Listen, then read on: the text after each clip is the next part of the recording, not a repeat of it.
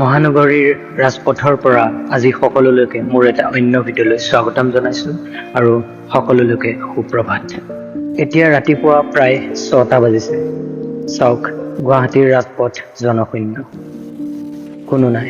মই গৈ আছোঁ বেলতলা তিনিআলিৰ পৰা ৰুক্মিণী গাঁৱলৈ বুলি, ৰুক্মিণী নগৰ প্ৰেক্ষাগৃহলৈ, কাৰণ সেই প্ৰেক্ষাগৃহতে এখন বিয়াৰ ৰিচেপশ্যনৰ কাৰণে আমি তাত আৰু আমাৰ টিমে খানা বনাব লাগিব।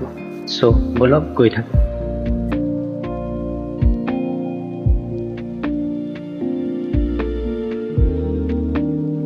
এয়া চাওক, ৰাস্তাৰ কাষতে বিক্ৰী কৰা সতেজ মাছখিনি।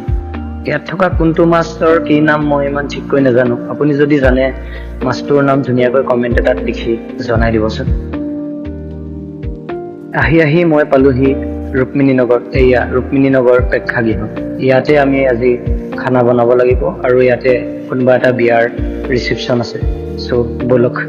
যিহেতু আমাৰ টিমৰ মানুহসকল বৰ্তমান আহি পোৱা নাই, তো তেতিয়ালৈকে আপোনালোকক এই ৰুক্মিণী নগৰ প্ৰেক্ষাগৃহটোৰ ভিতৰ অৱস্থাটো কেনেকুৱা দেখাই দিয়া হওক।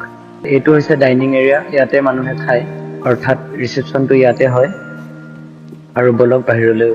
ইয়াতে দৰা কইনা বহে আৰু ইয়াতে আলহী অতিথিসকল অৰ্থাৎ বিয়ালৈ অহা বৰযাত্ৰীসকল ইয়াতে বহে। এইটো হৈছে এই ৰুক্মিণী নগৰ প্ৰেক্ষাগৃহৰ ষ্ট'ৰ ৰুম, অৰ্থাৎ ইয়াতে যিমান প্ৰয়োজনীয় বস্তু চকী টেবুলৰ পৰা ধৰি বাচন বৰ্তনৰ পৰা ধৰি সকলোবোৰ ইয়াতে সংৰক্ষণ কৰি ৰাখে। লাহে লাহে আমাৰ টিমৰ সদস্যসকল আহি পালেহি। একাপ চাহ খাই আমিও আমাৰ কাম আৰম্ভ কৰিবলৈ ল'লোঁ। এয়া খুৰী আৰু মই লাগি গ'লোঁ আমাৰ মেইন কামটো, অৰ্থাৎ পাচলি কটাত।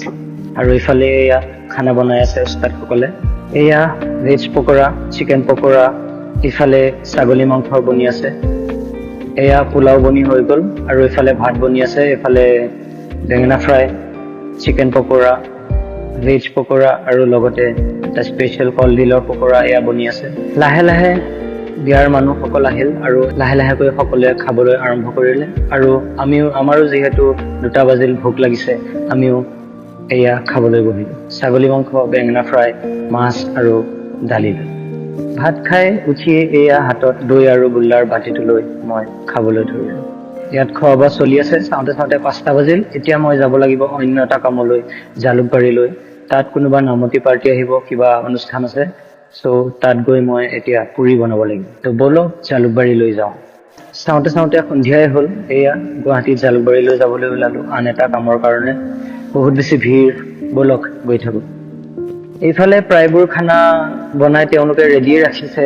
এয়া এইফালে পুৰিৰ কাৰণে ঘুগুনি বনাই ৰাখিছে। এয়া মিক্স ভেজ চব্জি বনিছে আৰু এইফালে পুৰি বনোৱাৰ যা যোগাৰ চলি আছে। এইফালে পুৰি বনাই আছে উস্তাদে, আৰু এয়া কলৰ ফ্ৰাই বনি আছে, কলডিলৰ ফ্ৰাই দেই এইটো বনি আছে। তো আহক আমি পুৰি বনোৱা আৰম্ভ কৰোঁ, কাৰণ বৰপেটাৰ পৰা যোৰা নামৰ দল আহি পাবহি এতিয়া। তো তেওঁলোক আহি পোৱাৰ লগে লগে আমি তেওঁলোকক পুৰি দিব লাগিব। চ' বলক পুৰি বনোৱা আৰম্ভ কৰোঁ। তো ফাইনেলি আমাৰ পুৰি বনাই হৈ গ'ল। তেওঁলোকে খাই বৈ নাম আৰম্ভ কৰিব এতিয়া। হেৰাই যাব খোজা অসমীয়া সংস্কৃতিৰ এটা ধুনীয়া ৰূপ। বৰতালযোৰ খোল নেগেৰা এনেদৰে একেলগে বাজি উঠিলে যি এক ঝৰ্ণি বাজি উঠে, সঁচাকৈ হৃদয় স্পৰ্শ কৰি যায়। এনে লাগিছে যেন মই গুৱাহাটীত নহয়, গাঁৱৰ কোনোবা এটা নামঘৰতহে উপস্থিত আছোঁ। মানুহৰ ইমান ধুনীয়া আকৰ্ষণ।